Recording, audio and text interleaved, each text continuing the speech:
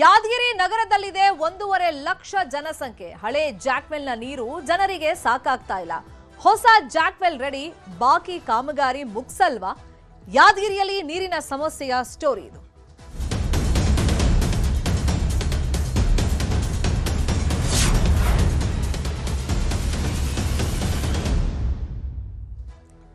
ಒಂದು ಪ್ರದೇಶದಲ್ಲಿ ಜನಸಂಖ್ಯೆ ಜಾಸ್ತಿ ಆದಂಗೆ ಸೌಕರ್ಯಗಳು ಜಾಸ್ತಿನೇ ಕೊಡಬೇಕಾಗುತ್ತೆ. ಎಸ್ಪೆಷಲಿ ಕುಡಿಯೋ ನೀರಿನ ವಿಷಯ ಅಂತ ಬಂದಾಗ ಯಾದಗಿರಿ ನಗರ ಜನಕ್ಕೆ ಸದ್ಯಕ್ಕೆ ಕುಡಿಯೋ ನೀರು ಸಾಕಾಗ್ತಾ ಇಲ್ಲ, ಸಪ್ಲೈ ಆಗ್ತಾ ಇರೋದು.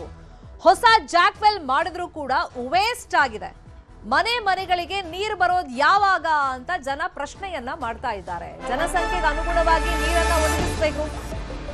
ಈಗ ಕ್ರಮೇಣ ಜನಸಂಖ್ಯೆ ಜಾಸ್ತಿ ಆಗಿದೆ. ಈ ಹಿಂದಿನ ಜಾಕ್ವೆಲ್ ವರ್ಕೌಟ್ ಆಗಲ್ಲ. ಹೊಸ ಜಾಕ್ವೆಲ್ನ ಬೇಡಿಕೆ ಇತ್ತು, ಹೊಸ ಜಾಕ್ವೆಲ್ ಹಾಕಿದ್ದಾರೆ, ಮಾಡಿದ್ದಾರೆ, ಆದ್ರೆ ಅದು ವೇಸ್ಟ್ ಆಗಿದೆ. ಈಗ ಸಾರ್ವಜನಿಕರು ಕೇಳ್ತಿರೋದು, ನಮ್ಗೆ ಮನೆಗೆ ನೀರು ಯಾವಾಗ ಕೊಡ್ತೀರಾ ಅನ್ನೋ ಪ್ರಶ್ನೆಯನ್ನ ಮಾಡ್ತಾ ಇದ್ದಾರೆ. ಯಾದಗಿರಿ ಭಾಗದಲ್ಲಿ ಕುಡಿಯೋ ನೀರಿಗೆ ಈಗ ಸಮಸ್ಯೆ ಆಗ್ತಾ ಇದೆ. ಜನ ನಮಗೆ ಮನೆಗೆ ನೀರು ಬೇಕು ಅಂತ ಕೇಳ್ತಾ ಇದ್ದಾರೆ. ಜಾಕ್ವೆಲ್ ಹಾಕಿದ್ದಾರೆ, ಮಾಡಿದ್ದಾರೆ, ಆದ್ರೆ ಅದು ಜನರಿಗೆ ತಲುಪ್ತಾ ಇಲ್ಲ. ಅಂದ್ರೆ ಮನೆಗೆ ನೀರು ಬರ್ತಾ ಇಲ್ಲ. ಹಾಗಾದ್ರೆ ಕುಡಿಯೋ ನೀರಿನ ವಿಷಯವಾಗಿ ಯಾದಗಿರಿ ನಗರದಲ್ಲಿ ಯಾವ ತರ ಸಮಸ್ಯೆ ಇದೆ, ಪರಿಹಾರ ಯಾಕಿನ್ನೂ ಸಿಕ್ಕಿಲ್ಲ, ಆ ಬಗ್ಗೆ ಒಂದು ವರದಿ ಇದೆ ನೋಡಿ.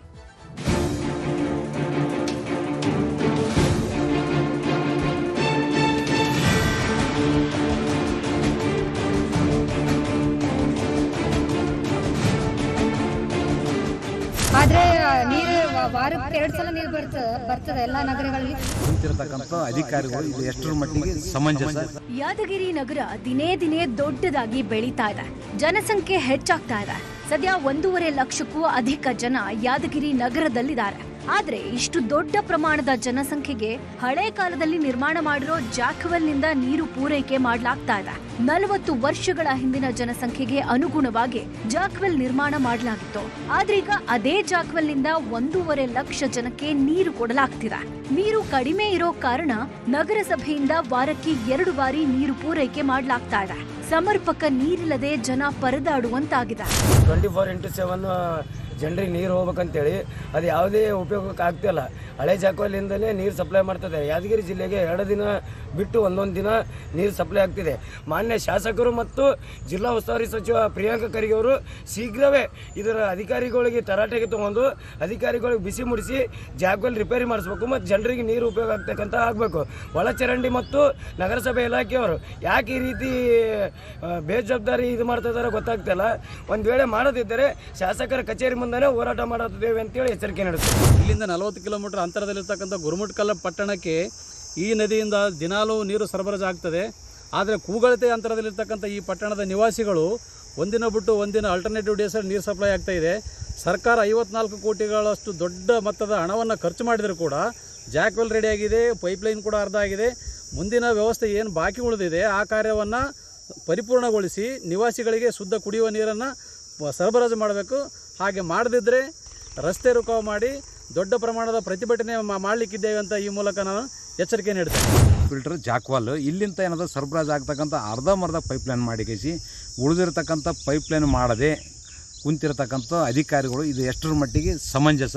ತಕ್ಷಣ ರಾಜ್ಯ ಸರ್ಕಾರ ಜಿಲ್ಲಾಡಳಿತ ಎಚ್ಚೆತ್ತುಕೊಂಡು ಈ ನೀರು ಯಾದಗಿರಿ ಜಿಲ್ಲೆಗಿಂತ ಯಾದಗಿರಿ ಭೀಮರಾಯದಿಂದ 50 ಕಿಲೋಮೀಟ್ರ್ ಹೋಗ್ತಾವ, ಯಾದಗಿರಿ ನಗರಕ್ಕೆ ಅರ್ಧ ಕಿಲೋಮೀಟ್ರ್ನಲ್ಲಿರ್ತಕ್ಕಂಥ ಈ ನಗರಕ್ಕೆ ನೀರು ದಿನನಿತ್ಯ ಸರಬರಾಜಿಲ್ಲ. ಒಂದಿವ್ಸ ಬಿಟ್ಟು ಒಂದಿವ್ಸ ನೀರು, ಅದು ಪಾಸುಗಟ್ಟಿದ ನೀರನ್ನೇ ಫಿಲ್ಟರ್ ಮಾಡಿ ಬಿಡ್ತಕ್ಕಂಥ ವ್ಯವಸ್ಥೆ ಆಗದ. ಅದು ಆಗಬಾರ್ದಂತಕ್ಕಂಥದ್ದು ನನ್ನ ಅಭಿಪ್ರಾಯ. 2021ರಲ್ಲಿ 19.90 ಕೋಟಿ ಅನುದಾನದಲ್ಲಿ ವಡಗೇರ ತಾಲೂಕಿನ ಗುರುಸಣಗಿ ಬಳಿಯ ಭೀಮಾ ನದಿಯ ದಡದಲ್ಲಿ ಜಾಕ್ವೆಲ್ ನಿರ್ಮಾಣ ಮಾಡಲಾಗಿದೆ. ಇನ್ನುಳಿದಂತೆ ಜಾಕ್ವೆಲ್ ನಿಂದ ನಗರದ ಫಿಲ್ಟರ್ ಬೆಡ್ ವರೆಗೆ ಪೈಪ್ಲೈನ್ ಹಾಗೂ 4 ಓವರ್ ಹೆಡ್ ಟ್ಯಾಂಕ್ ನಿರ್ಮಾಣ ಮಾಡಬೇಕಾಗಿದೆ.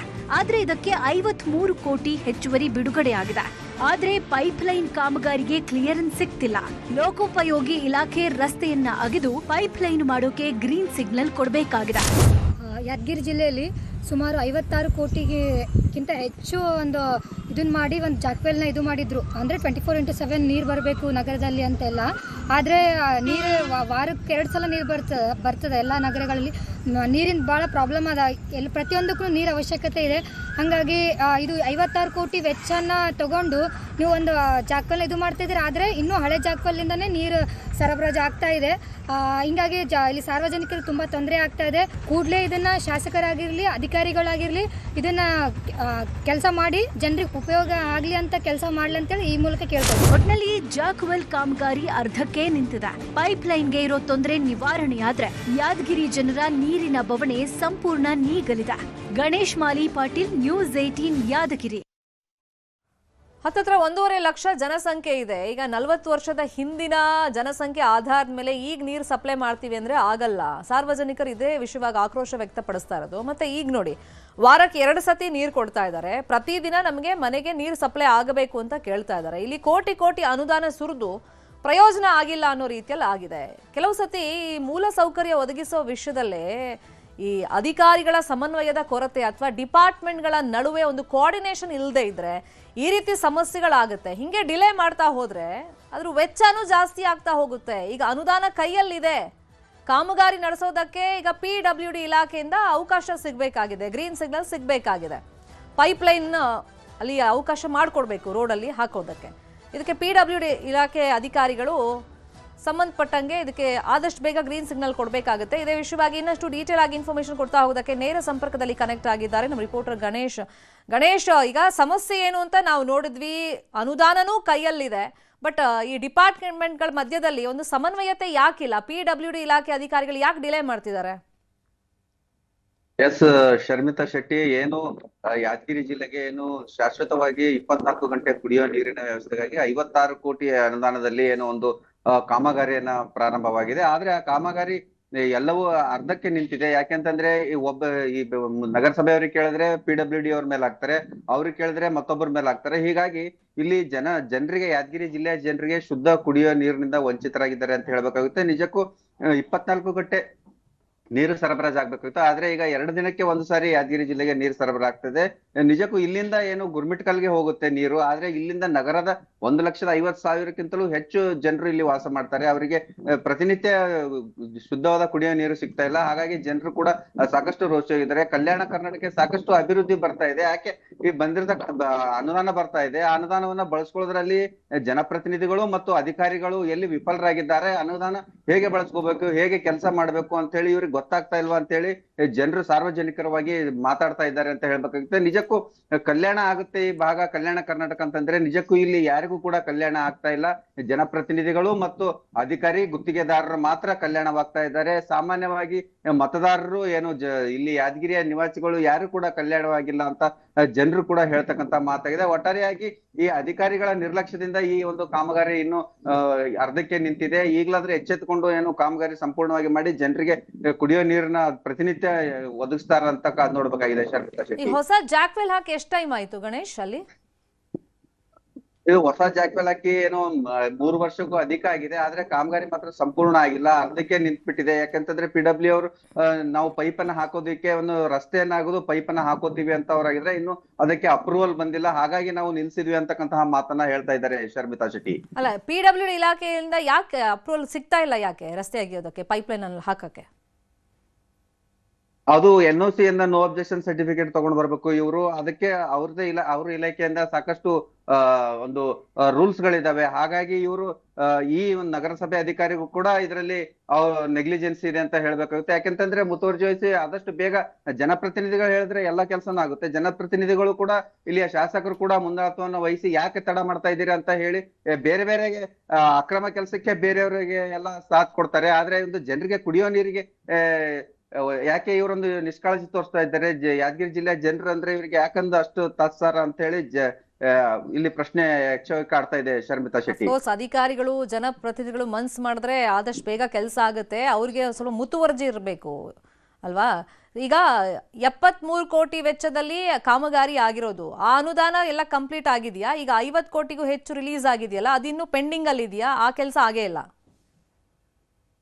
ಇನ್ನು ಏನೋ ಅರ್ಧದಷ್ಟು ಅನುದಾನ ಇದೆಯಲ್ಲ, ಈ ಅರ್ಧದಷ್ಟು ಅನುದಾನ ಈ ಒಂದು ಪೈಪ್ಲೈನ್ ಕಾಮಗಾರಿಗೆ ಬಳಕೆ ಆಗಬೇಕು. ಹಾಗಾಗಿ ಅನುದಾನ ಅಷ್ಟೇ ಉಳ್ಕೊಂಡಿದೆ. ಈ ಒಂದು ಅಪ್ರೂವಲ್ ಸಿಕ್ಕ ಮೇಲೆ ಏನು ಪೈಪ್ಲೈನ್ ಮಾರ್ಗ ಮಾಡ್ಕೊಳ್ಳೋದಕ್ಕೆ ಅವಕಾಶ ಸಿಕ್ಕಾಗ ಆ ಅನುದಾನವನ್ನು ಬಳಕೊಂಡು ಪೈಪ್ಲೈನ್ ಕೆಲಸವನ್ನ ಆರಂಭ ಮಾಡ್ತಾರೆ ಶರ್ಮಿತಾ ಈಗ ಶೆಟ್ಟಿ. ಎಟ್ ಪ್ರೆಸೆಂಟ್ ನೀರಿನ ಸಮಸ್ಯೆ ಹೆಂಗ ಆಗ್ತಾ ಇದೆ ಅಂದ್ರೆ ಸಾರ್ವಜನಿಕರಿಗೆ ವಾರಕ್ಕೆ 2 ದಿವಸ ನೀರು ಬಿಡ್ತಾ ಇದಾರೆ, ಅದು ಕುಡಿಯೋ ನೀರು ತುಂಬಾ ಅವಶ್ಯಕತೆ ಇರುತ್ತೆ. ಯಾವ ತರ ಸಮಸ್ಯೆಗಳಾಗ್ತಿದೆ ಜನರಿಗೆ?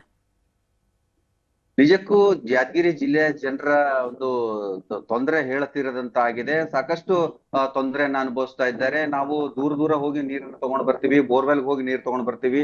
ಈ ನಗರಸಭೆಯವರು ಏನು ಪ್ರತಿನಿತ್ಯ ನೀರನ್ನ ಸಪ್ಲೈ ಮಾಡ್ತೀವಿ ಅಂತ ಹೇಳಿದ್ದಾರೆ. ಆದ್ರೆ ನಮಗೆ ವಾರದಲ್ಲಿ 2 ದಿನ ಮಾತ್ರ ನೀರು ಬರುತ್ತೆ. ನಾವು ಒಂದೊಂದ್ಸರಿ ಕೆಲವೊಂದು ಏರಿಯಾಗಳಲ್ಲಿ ಹೊಡ್ಡು ಅಪ್ಪಿರೋಂತ ಏರಿಯಾದಲ್ಲಿ ರಾತ್ರಿ 3 ಗಂಟೆಗೆ ಬಿಡ್ತಾರೆ. ನಾವು ರಾತ್ರಿ 3 ಗಂಟೆಗೆ ಸರ್ತಿ ಸಾಲಿನಲ್ಲಿ ನಿಂತು ನೀರನ್ನ ತುಂಬಿಕೊಳ್ಳುವಂತ ಕೆಲಸ ಮಾಡ್ತೀವಿ. ನಾವು ನೀರಿಗೋಸ್ಕರ ಸಾಕಷ್ಟು ತೊಂದರೆಯನ್ನ ಪಡ್ತಾ ಇದ್ವಿ. ನಾವು ಒಂದ್ ದಿನದ ಕೂಲಿಗೆ ಹೋಗ್ಬೇಕಾದ್ರೂ ಕೂಡ ಕೆಲಸವನ್ನ ಬಿಟ್ಟು ನೀರ್ ತುಂಬೋದೇ ನಮ್ಗೆ ಕಾಯಕವಾಗಿದೆ.